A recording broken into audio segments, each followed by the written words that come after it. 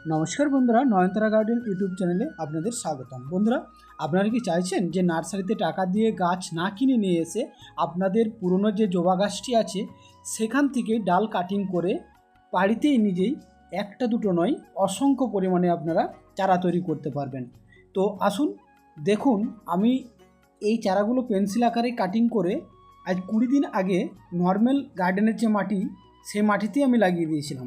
তো আজকে সেগুলোকে আমি প্রতিস্থাপন করব। দেখুন, আস্তে আস্তে নর্মালি তুলতে হবে। তো দেখুন, খুব সাবধানে তুললাম। তো দেখুন কত সুন্দরভাবে রুট বেরিয়েছে। দেখুন প্রত্যেকটাতে রুট বেরিয়েছে। এই ডালটি দেখুন বেশ ভালোভাবে রুটটা বের হয়নি, কিন্তু আমি তুলে নিলাম, হালকা হালকা জাস্ট বেরিয়েছে। এটাও হয়ে যাবে, কোনো অসুবিধা নেই। আর এগুলো দেখুন পুরোপুরিভাবে হয়ে গেছে। দেখুন সাদা সাদাগুলো দেখাচ্ছে, এগুলো পুরো শিকড়। তো বন্ধুরা, আজকে আমি প্রতিস্থাপন করব এই ডালগুলো। দেখুন, প্রতিস্থাপন করার জন্য আমি নর্মাল গার্ডেনের যে চ্যাটচ্যাটে মাটিটা হয় সেই মাটিটাই ব্যবহার করেছি। দেখবেন নার্সারিতে ওনারা কিন্তু ওই মাটি দিয়েই চারাগুলো প্রথমে তৈরি করে। তো চ্যাটচ্যাটে মাটিটা নিয়ে আমি, আমার হাতের কাছে গ্রো ব্যাগ নেই, তাই আমি এই যে সাদা কালারের দেখতে পাচ্ছেন প্লাস্টিকটা, এই প্লাস্টিকের মধ্যে আমি ওই চ্যাটচ্যাটে মাটিটা নিয়ে নিলাম। বন্ধুরা, কোনো প্রবলেম নেই, আপনাদের খুব সুন্দরভাবে আপনাদের ওই পুরনো জবা গাছের ডাল কাটিং করে আপনারা নিজেরাই চারা তৈরি করতে পারবেন। দেখুন, আমি যেরকমভাবে দেখাচ্ছি ঠিক এরকমভাবে আপনারা চারাগুলো প্রতিস্থাপন করবেন।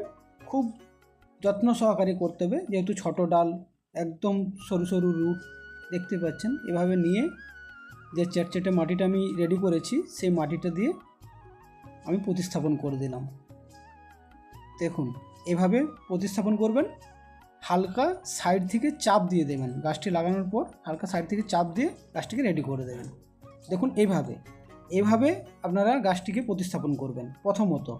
তারপর যখন গাছটি পুরনো বা ভালোভাবে সেট হয়ে যাবে তখন আপনারা টবে প্রতিস্থাপন করবেন। তবে মনে রাখবেন, যেহেতু গাছ ছোট তাই ছোট টব আপনারা ব্যবহার করবেন। বড় টবে কিন্তু আপনারা গাছটি প্রতিস্থাপন করবেন না, তাতে কিন্তু গাছের প্রবলেম হয়। বন্ধুরা, আপনারা দেখে থাকবেন নার্সারিতে যে ছোট চারাটি আমরা নিয়ে আসি সেই মাটিটা কিন্তু এরকম চেটচেটে মাটি থাকে।